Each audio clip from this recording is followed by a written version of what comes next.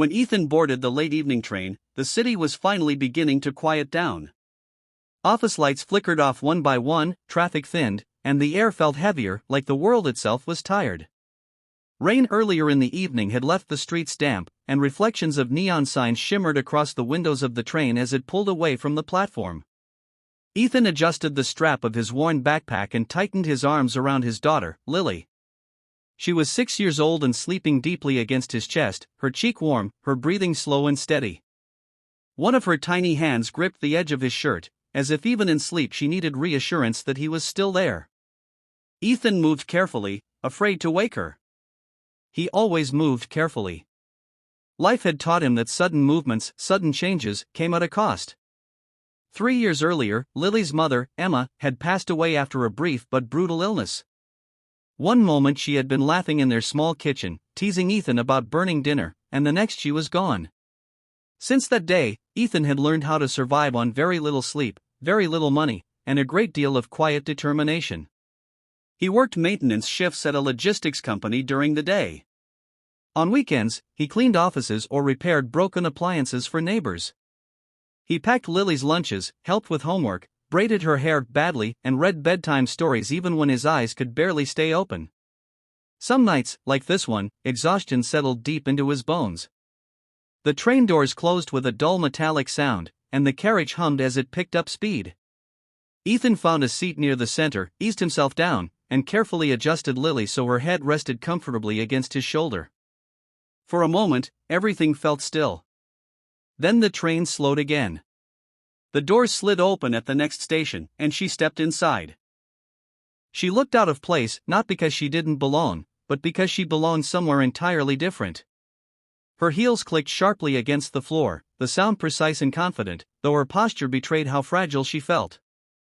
She wore a maroon formal dress, elegant and tailored, the kind worn by women who ran boardrooms and commanded attention without raising their voice. Her hair was neatly styled, but a few loose strands clung to her face.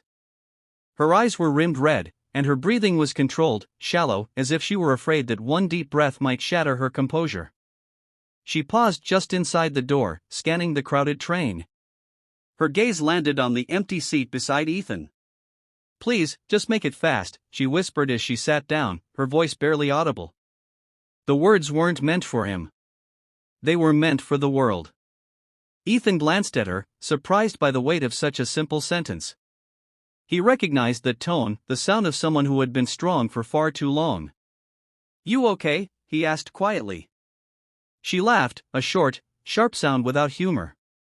"I'm the CEO of a company with over 3,000 employees," she replied.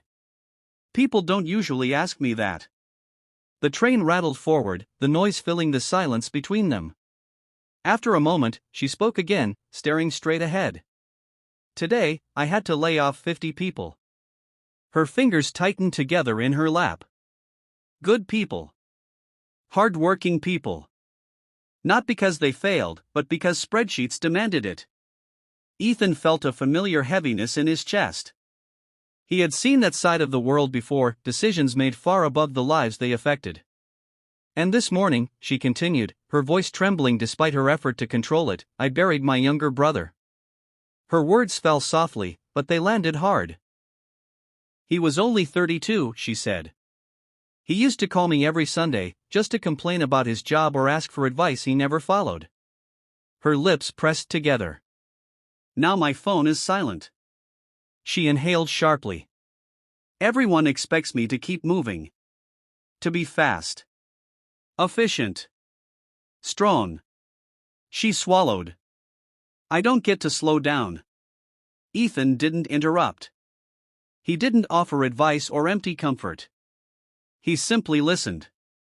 After a moment, he looked down at Lily, her peaceful face, untouched by the weight of adult expectations, and then back at the woman beside him. Without a word, he slipped off his jacket and gently placed it around her shoulders. She stiffened. The warmth startled her, not just from the fabric, but from the intention behind it. I can't take this," she said automatically, as if refusing kindness were instinct. "It's okay," Ethan replied softly.